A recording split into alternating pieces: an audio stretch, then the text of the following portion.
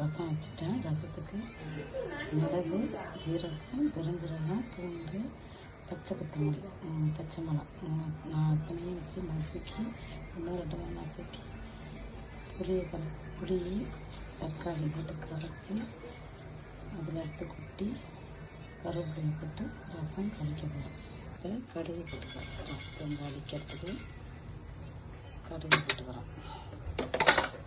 கடுகு போட்டு உறிஞ்சி கொண்டு போட்ட பிறகு ரசம் கரைச்சி